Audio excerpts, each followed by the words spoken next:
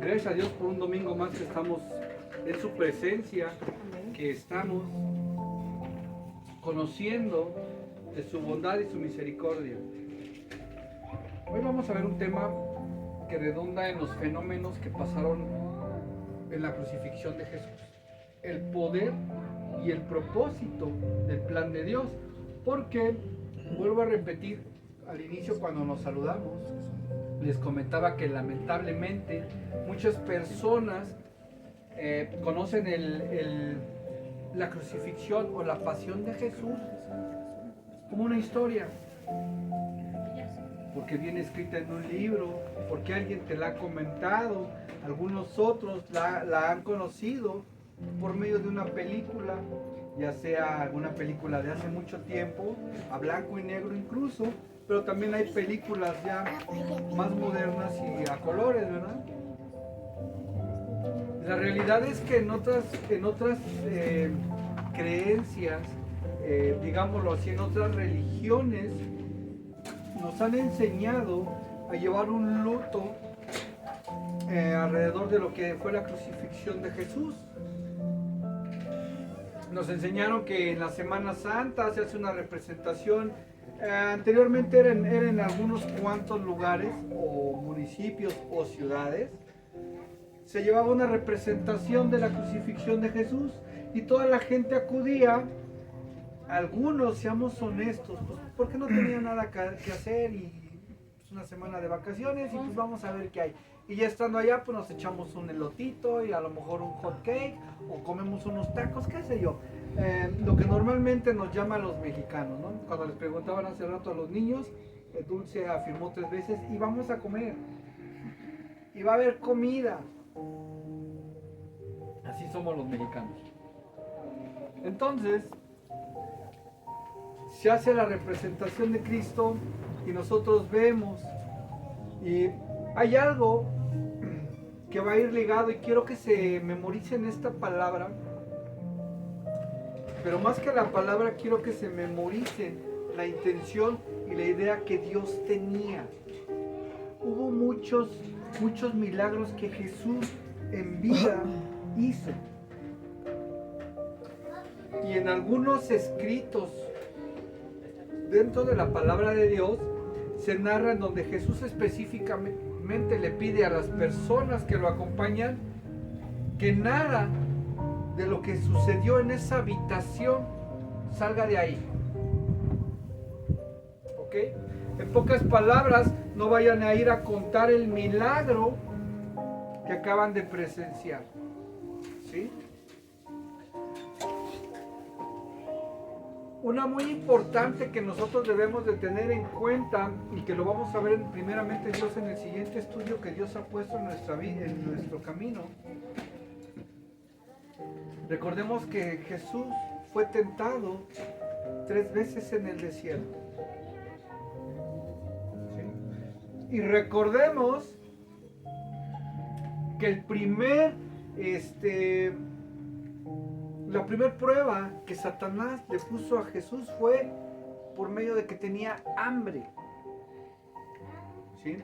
Y hablo de hambre, y entiéndase de una vez, hablo de hambre física, pero también de hambre espiritual. La mayoría de personas tenemos esos 2 tipos de hambres. El hambre física, pero también el hambre personal, el hambre espiritual, perdón. ¿Sí? ¿Y qué fue lo que Satanás le dijo a Jesús? Si realmente eres el Hijo de Dios, haz que esas piedras se conviertan en pan.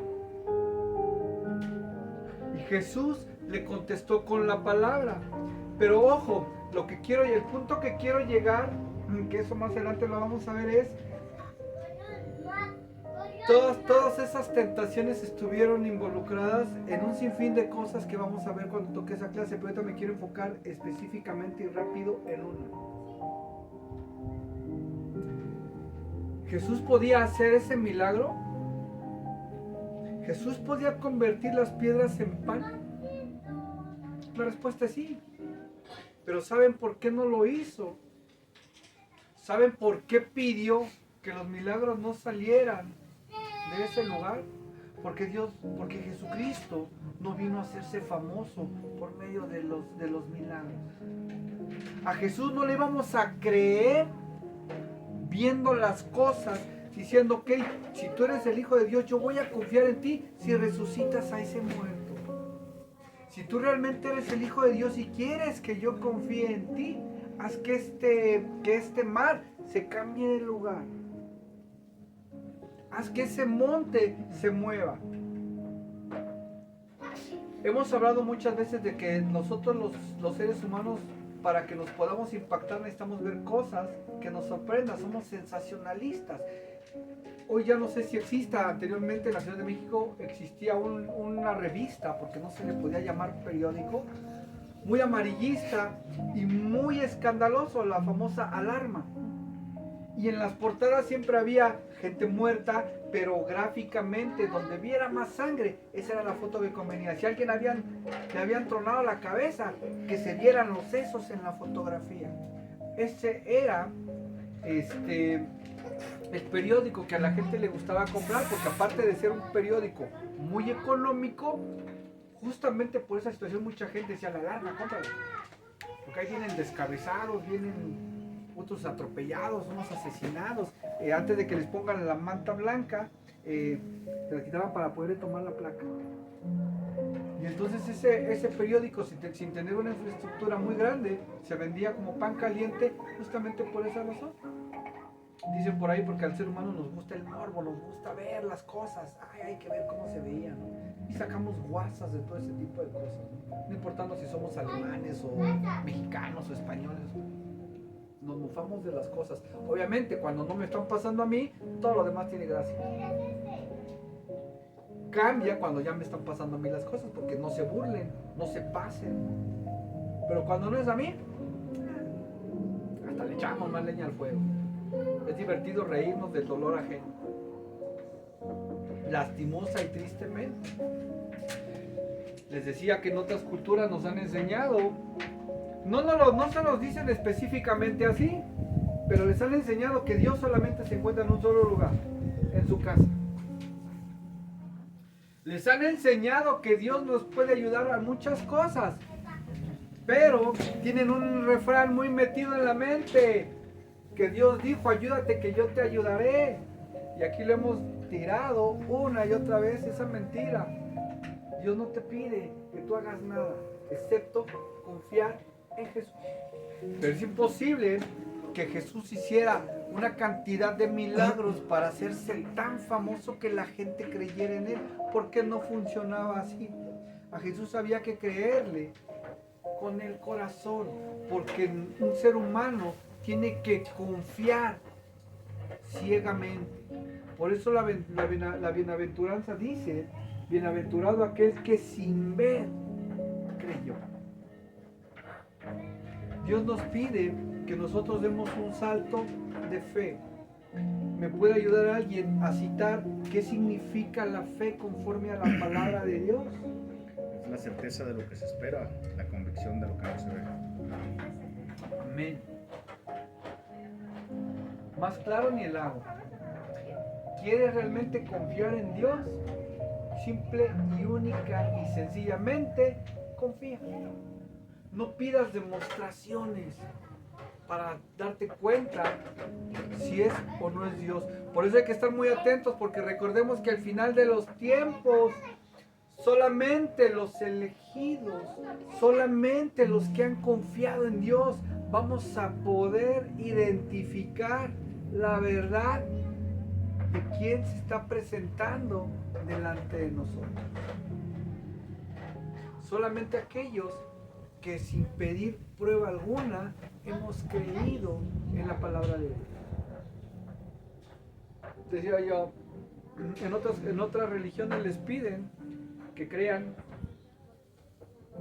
pero que preferentemente no tanto, que mejor actúen. En pocas palabras, vuelvo a repetir, Dios dijo, ayúdate que yo te ayudaré. ¿Sabemos por qué es una mentira? Porque Dios nos está pidiendo que le entreguemos todo para que Él sea el gobernante de nuestras vidas y Él pueda obrar en nuestras vidas. Pero si nosotros no soltamos ese control, Dios no puede operar única y sencillamente por una razón. Porque Dios jamás va a tocar los sentimientos ni la manera de pensar de una persona. En pocas palabras, tu libre albedrío siempre estará intacto.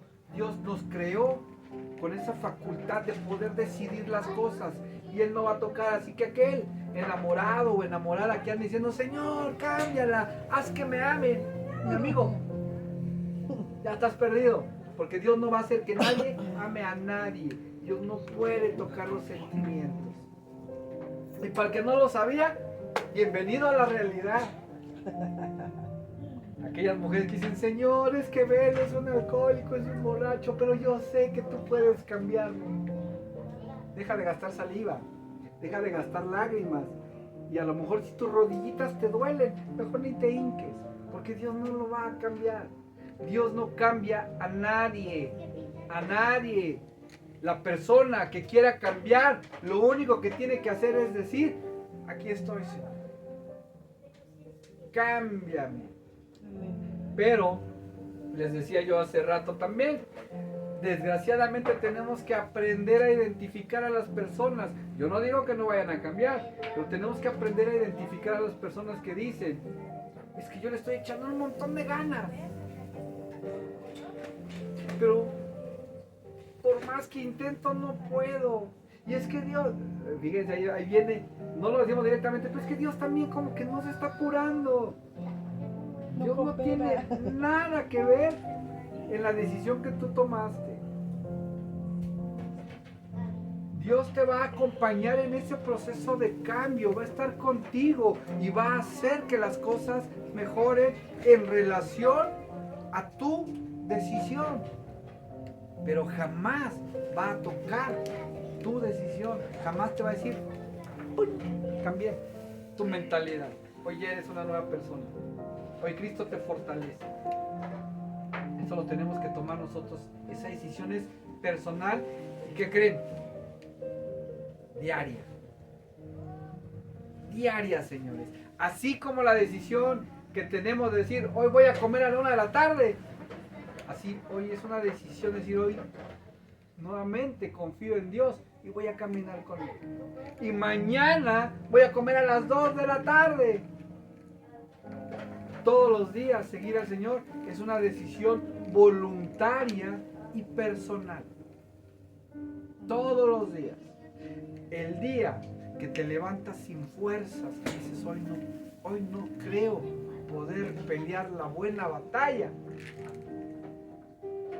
¿qué le vamos a hacer? Dios no te va a parar delante de ti, te va a dar una zaradita y decir, despierta, pelea, decide. Dios no lo va a hacer. Eso es de cada uno de nosotros. El Señor Jesús le dijo al rico, al joven rico, toma tu cruz diariamente y sigue. Amén. Que ha habido gente, que ha habido personas ya muy crecidas en la fe y que aún así han caído, sí, y ha sido por esa razón, porque un buen día el enemigo los convenció de que estaban cansados. Un buen día se levantaron pensando que no iba a haber necesidad tal vez hoy de tomar la armadura y vestirse con la armadura del Señor. Tal vez hoy dijeron, tal vez hoy sea un domingo entre semana en donde yo pueda tomarme un día libre y no pelear. ¿Y saben cuál es la ventaja del enemigo? Que si tú te permites un solo día decir, hoy voy a descansar, mañana te vuelve a convencer exactamente de igual. Y pasado. Y así se la puede llevar toda la semana y cuando te des cuenta ya pasaron meses y tú ya te alejaste de la presencia de Dios. Porque le diste la oportunidad, porque le creíste al enemigo de que hoy pudieras descansar. Y no es así.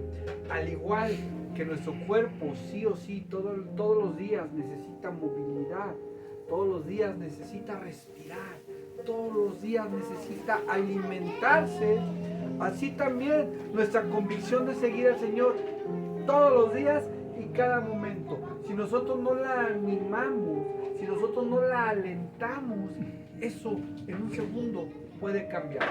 Y al igual que en un accidente automovilístico, que es única y exclusivamente en una milésima o fracción de segundos para que suceda, así también pasa con la vida de un cristiano, de un creyente.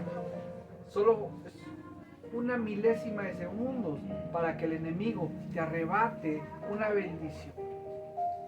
O peor aún, te pueda arrebatar la vida. Yo puedo haber tenido 20 años en el ministerio, pero si hoy me descuido, esos 20 años pueden haber sido tirados a la basura única y exclusivamente por haberme levantado un día perezoso. Pero entonces, hermano, ¿a quién le echamos la culpa? Entonces realmente Dios no nos está cuidando. Dios está todo el tiempo alrededor de nosotros. Como está la luna pegada a la tierra, como los satélites orbitan para lo que fueron destinados, Dios siempre está alrededor de nosotros, siempre está cubriéndonos. Siendo honestos, pero también siendo realistas y duros, el que se aleja es uno, no Dios. Dios siempre va a estar ahí con nosotros. Nosotros somos los que tomamos la decisión.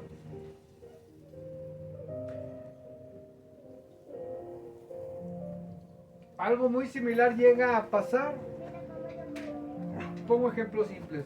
Algo muy similar llega a pasar, como que a lo mejor yo voy en un camión y voy a Loma Alta y sé que solo traía mis 10 pesos de pasaje.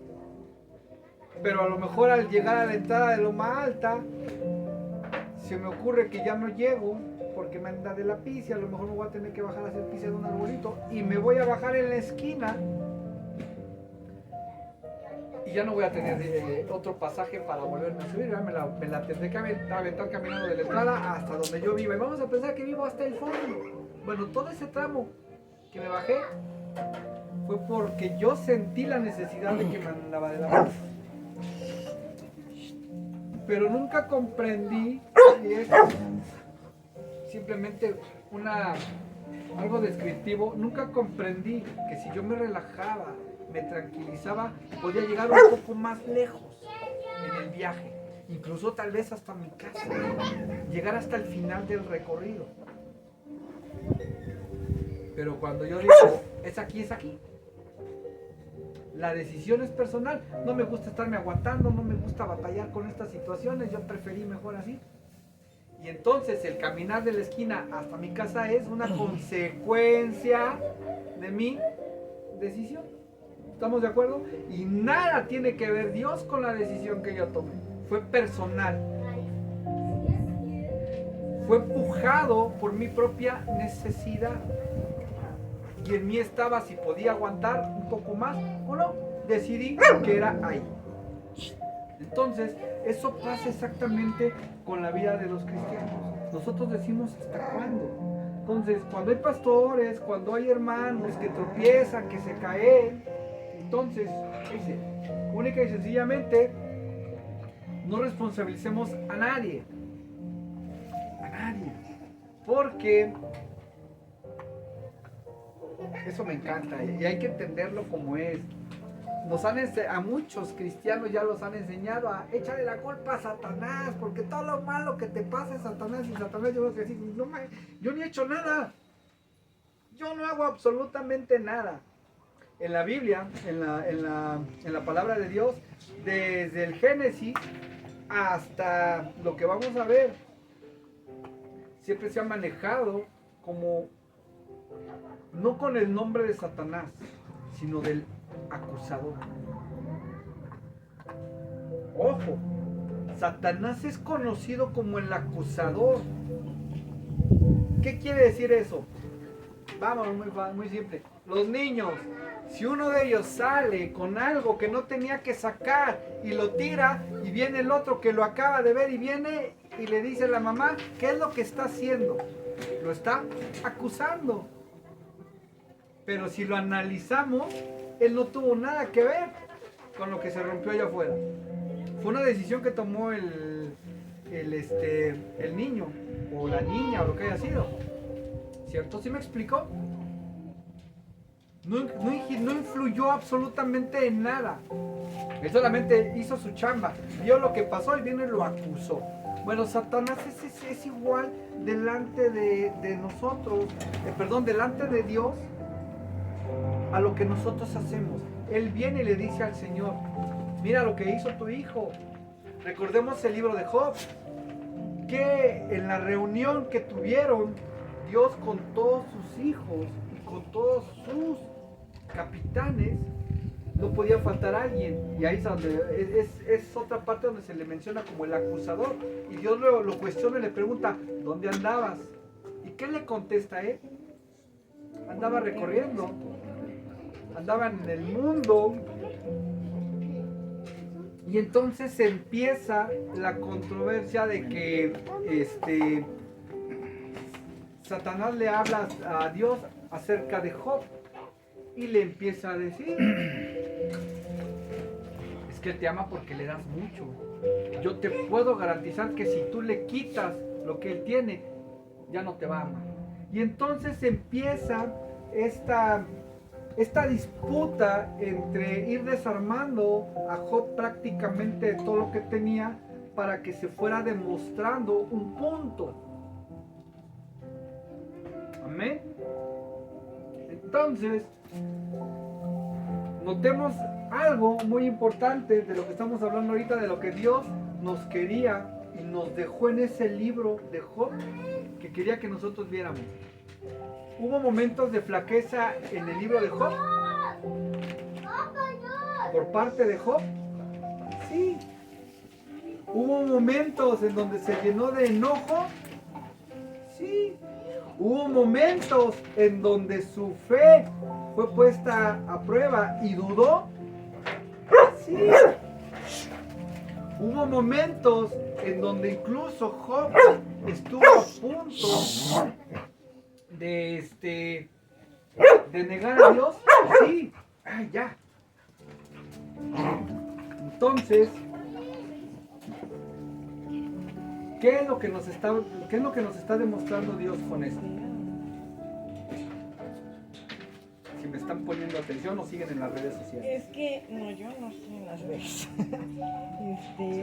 Oye, hermanito, es que yo, bueno, no les había dicho, pero yo me traumé con Job y dejé de leer la Biblia mucho tiempo. Porque, digo, yo sé que Dios creó a Satanás, era un ángel de luz, ¿verdad? Todo esto, pero yo jamás me imaginaba que él iba a las juntas con el Señor y él lo cuestionaba. O sea, yo me quedé impactada, entonces, la verdad, Ahí yo te puedo nada más decir es nuevamente también para que te des cuenta que Dios tiene el control absolutamente de todo, incluso de lo que pasa con sus enemigos. Y que recordemos que hasta Satanás, fíjense bien, Satanás incluso para hacer algo, ¿a quién le tiene que pedir permiso? A Dios. Él no puede actuar sin haberle pedido permiso primero a Dios. ¿Okay? Entonces, el libro de Job nos deja ver un panorama muy rápido, claro. Job pasó por esto que acabamos de mencionar, duda, ira, tristeza, incluso enojo, sí, claro, todo eso. Pero ustedes notan que hay algún punto en donde no haya cumplido el Señor la promesa en la vida de Job. Y notan que no hay ningún punto en donde Job diga que se anduvo arrastrando como una serpiente por el piso pidiendo perdón porque le había fallado a Dios. ¿Verdad que no? Pero sí notamos algo, y ojo, fuera de lo que es la soberbia, sí encontramos algo muy puntual. Que fue esto, cuando Job se dejó de esas cosas y decide, escuchen bien la palabra, y decide seguir confiando en Dios, las cosas empezaron a suceder, empiezan a pasar. Yo no, ay Señor, es que ya te fallé tanto, mi Dios, que a lo mejor tú ya no me quieras ver. O sea, no pasó eso. Job toma la decisión, sí Señor, yo voy a confiar en el Señor y mi vida le pertenece a Dios. Y entonces las cosas vuelven a pasar. ¿Y qué le dice Dios a Satanás? Ahí está. No que te la sabías, un chavo. Entendamos una cosa, vuelvo a repetir. Todos podemos estar libres de Satanás si lo decidimos.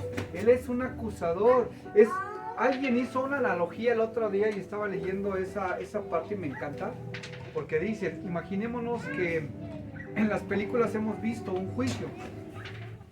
donde existe un juez, un jurado, está un acusado, un abogado y un fiscal. Imagínense que Satanás es el fiscal. Él va a comprobar a toda costa lo que tú hiciste.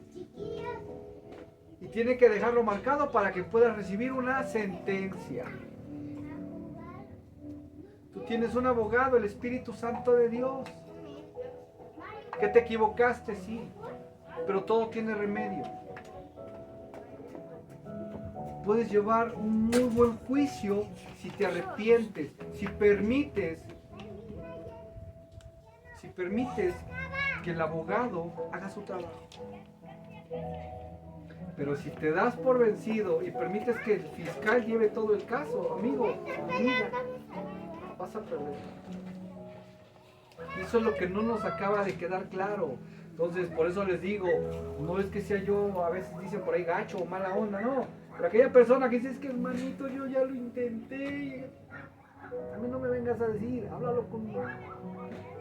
Allá, platícalo con él, no conmigo. Yo no te voy a poder resolver. No, a veces no puedo ni resolver los míos. No voy a poder resolver los tuyos.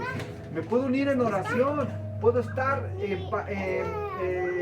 ser empático con lo que te pasa, claro que sí. Te puedo dar palabras de consuelo y todo lo que tú gustes y mandes, sí. Pero yo no puedo arreglar tu problema. Quien lo puede arreglar está ahí. Y Él quiere que tú vayas y lo arregles con Él. Por eso les digo, no, es que ando ministrando y que ando hablando con fulanito de tal y ahí la vamos llevando.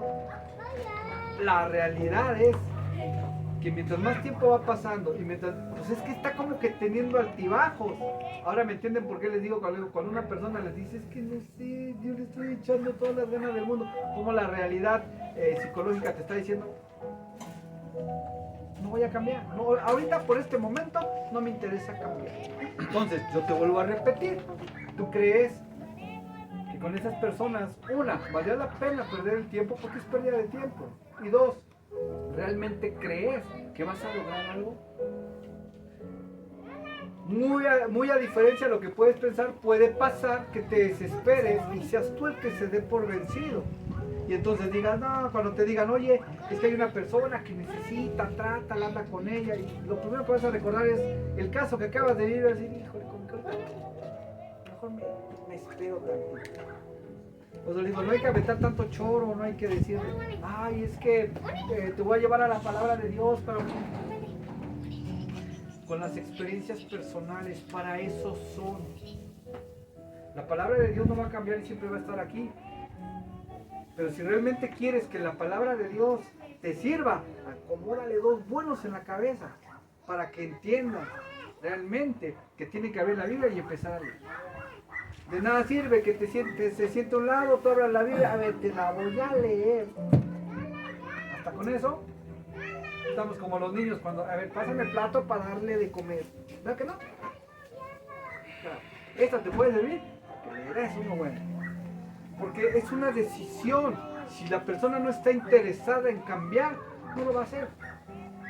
Como las personas que van llegando a la iglesia. Hoy, por ejemplo, la decisión de si confían o no en Jesús, si se convierten al evangelio o no, no depende de mí, depende de ellos. Jesucristo habló acerca de 3 semillas que se sembraron. Una en el camino, una a la orilla del camino y una calle en buena tierra. Esto que nosotros hoy, el día de hoy hacemos es exactamente lo mismo. Nosotros plantamos la semilla. No depende de mí si va a caer en el camino, a la orilla o en una muy buena tierra. ¿Estamos de acuerdo? Depende de la tierra. Después de todo este preámbulo, vámonos a Mateo 27, del 45 al 54. Ya lo tengo yo aquí dividido. Y si quieren se los leo. Para irnos de volada. ¿Listos? Estamos hablando acerca de la muerte de Jesús. Dice así, en la versión Dios habla hoy. Desde el mediodía hasta las 3 de la tarde, toda la tierra quedó en oscuridad. En esa misma hora Jesús gritó con fuerza, Elí, Elí, lema sabactani, es decir, Dios mío, ¿por qué me has abandonado? Algunos de los que estaban allí lo oyeron y dijeron, este está llamando al profeta Elías. Al momento, uno de ellos fue corriendo en busca de una esponja, la empapó en vino, la ató a una caña y se la acercó para que bebiera. Me espero porque el tiempo de los niños ya pasó y yo escucho muchos niños. ¿Ya? Al momento uno de ellos fue corriendo en busca de una esponja, la empapó de vino agrio, la ató a una caña y se acercó para que él bebiera. Pero los otros dijeron, déjalo, a ver si Elías viene a salvarlo. Jesús dio otra vez un fuerte grito y murió. En aquel momento el velo del templo se rasgó en dos, de arriba a abajo. La tierra tembló, las rocas se partieron y los sepulcros se abrieron. Y hasta muchas personas santas que habían muerto volvieron a la vida. Entonces salieron de sus tumbas después de la resurrección de Jesús y entraron en la santa ciudad de Jerusalén, donde mucha gente los vio. Cuando el capitán y los que estaban con él vigilando a Jesús vieron el terremoto y todo lo que estaba pasando, se llenaron de miedo y dijeron, de veras este hombre era hijo de Dios. Amén. Amén. El título de la plática de hoy se llama 7 eventos que ocurrieron que revelan el poder y el propósito de Dios. La crucifixión de Jesús no fue un evento común, fue el momento más importante de la historia humana. Mientras que los hombres veían a un hombre morir, el cielo y la tierra manifestaban señales que confirmaban que él que moría era verdaderamente el Hijo de Dios. Estos 7 fenómenos nos muestran el poder, la santidad y el amor de Dios, y cada uno de ellos tiene un mensaje en nuestra vida el día de hoy. Hoy, para empezar, vamos a dejar algo muy en claro. Esto no fue una historia. Esto no es un relato que encontramos en un libro, y mucho menos es una película. Porque nosotros debemos de entender algo. En el momento que Jesús quedó clavado en la cruz y estos fenómenos acontecieron, cambiaron la vida de todo el mundo. Tan es así que recordemos y entendamos que existe un Antiguo Testamento y un Nuevo Testamento a partir de la muerte de Jesús. Que existe un año o un siglo dentro del calendario que marca la división de los tiempos en un antes de Jesús y un después de Jesús. Imagínense, si nada más en esas cuestiones impactó la vida del ser humano, imagínense espiritualmente lo que nos impactó y nadie se dio cuenta. Amén. Primero y antes que otra cosa, la oscuridad sobre la tierra, eso lo vimos ahorita y lo leímos desde primera instancia en Mateo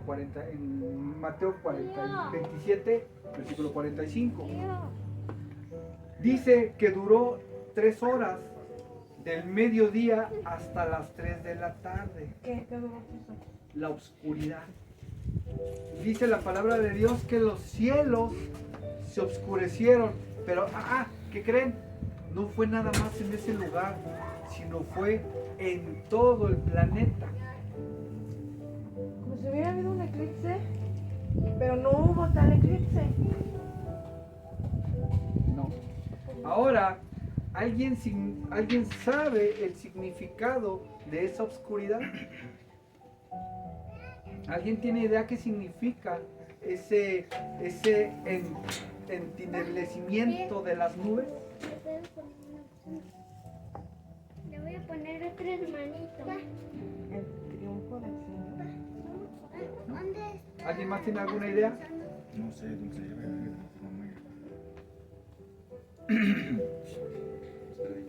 ¿No? Bien.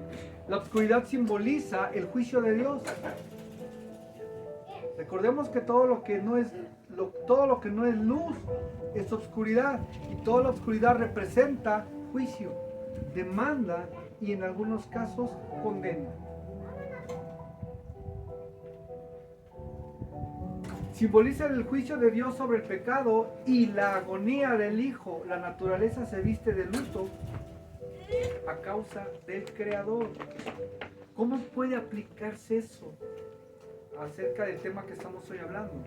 Así como hubo oscuridad cuando Jesús cargó el pecado, hay oscuridad espiritual cuando vivimos lejos de Dios. Eso ya lo entendemos.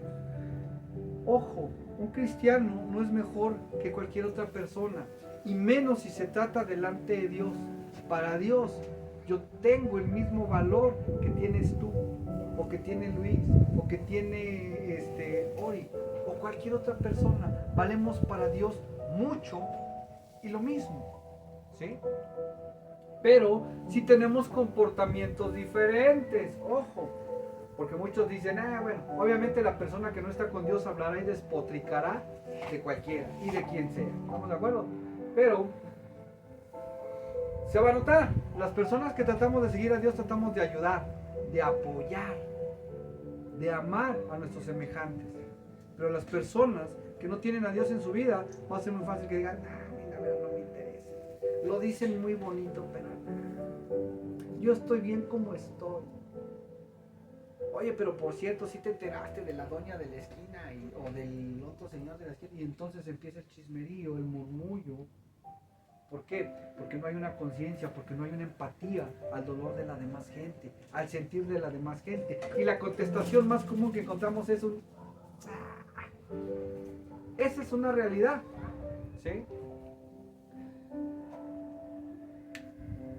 Cuando existe oscuridad en una persona, lo vamos a identificar única y exclusivamente por esos patrones, por el comportamiento. Ya lo hemos visto, Jesús lo manifestó o lo hizo interpretarse a través de una higuera, y de una higuera estéril.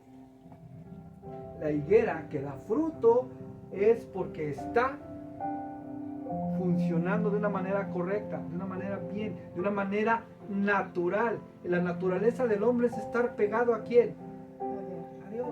Tanto que Dios bajaba todos los días para convivir con su creación, con Adán y con Eva, hasta el punto que ya conocemos y que ya sabemos, que fue que ellos se apartaron de Dios. Vuelvo a repetir, Dios no se aparta de nosotros, somos nosotros los que por vergüenza, porque sabemos lo que hicimos, nos apartamos de Dios. Dios encontró a Adán y Eva por allá escondidos entre los matorrales, y fue cuando supo que habían pecado. Es la naturaleza del ser humano, alejarse de Dios, y más cuando estamos pecando. Que le voy a ser infiel a mi esposa, y entonces ando escondiéndome entre los carros que nadie me vaya a ver, porque voy a ser infiel.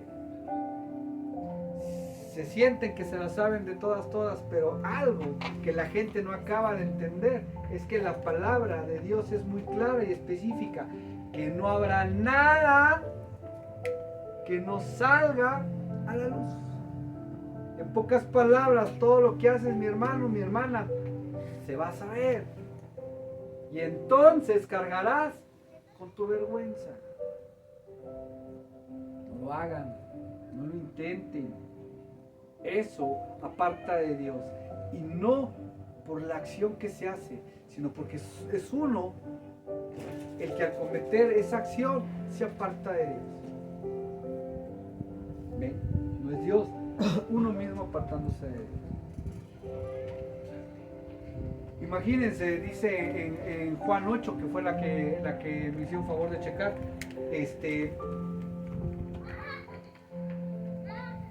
muchas preguntas que se hicieron fue, Bueno, ¿por qué cuando Jesús clamó al Padre que por qué lo había abandonado? Muchos dicen, no lo abandonó porque Él es su Hijo, no lo abandonó porque ese era el propósito de Dios.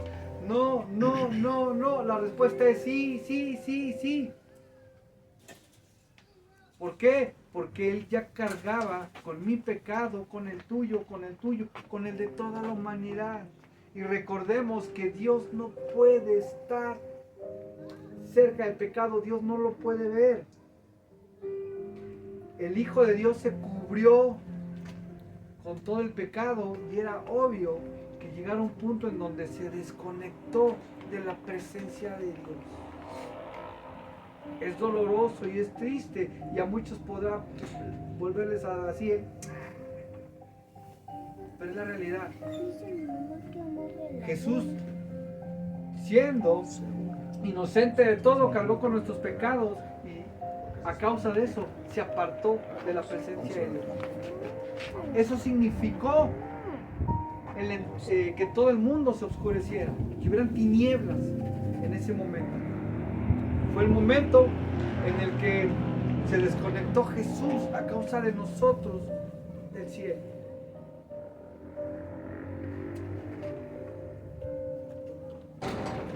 Punto número 2.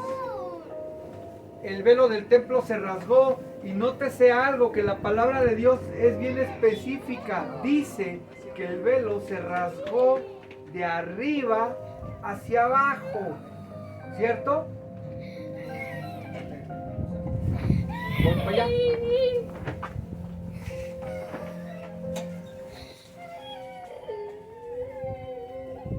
De arriba hacia abajo. ¿Por qué? Para que quede claro.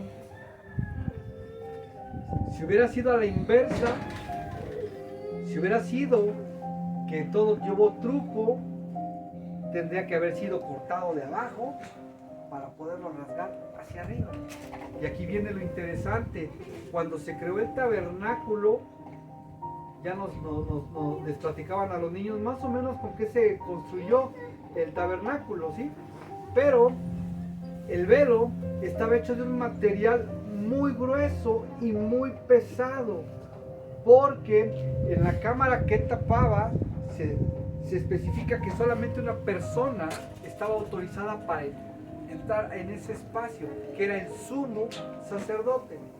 Se tenía la idea y la creencia de que el Espíritu de Dios descendía en ese lugar para recibir las ofrendas de los animales que se le entregaban. Y vuelvo a repetir, solamente el sumo sacerdote. Me encanta leer la Biblia porque notarán que en gran parte de la Biblia se dice que los que entraban cada vez más parecían ancianos. La luz resplandeciente de Dios es tan fuerte que aquellos privilegiados que podían estar cerca de su presencia en ese momento, así terminaban, con el cabello blanco, las pestañas y las cejas blancas, y toda su cara pálida. Qué impresionante, ¿eh? Eso llevó, obviamente, y los planos que Dios le había entregado en aquel momento a Moisés, a diseñar un velo con pieles de animales muy gruesa, imposible que incluso una espada la penetrara. Vuelvo a repetir, si hubiera sido sabotaje, hubiera sido un corte de abajo hacia arriba. Y sin embargo, para que Fue Dios.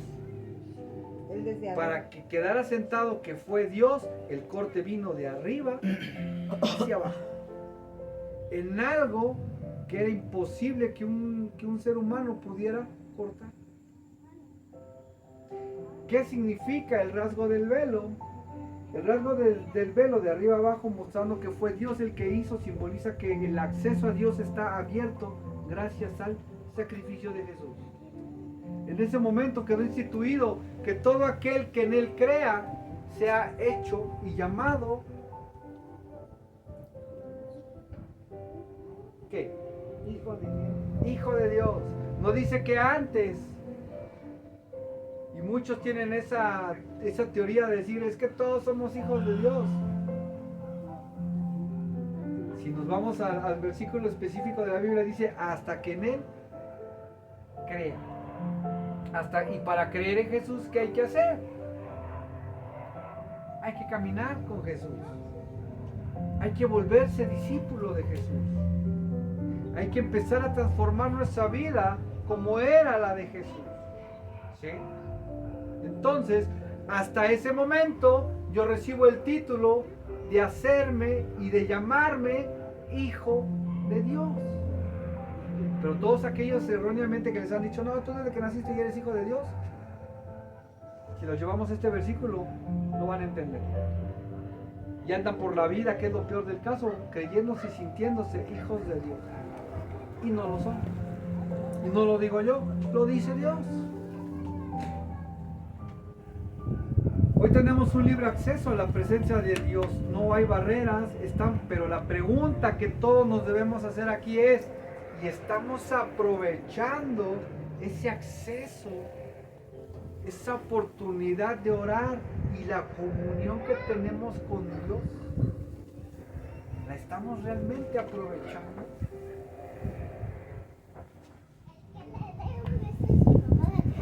Tercero, un gran terremoto. Dice que la tierra tembló ante la muerte del Hijo de Dios. ¿Qué creen que simboliza o que signifique el terremoto?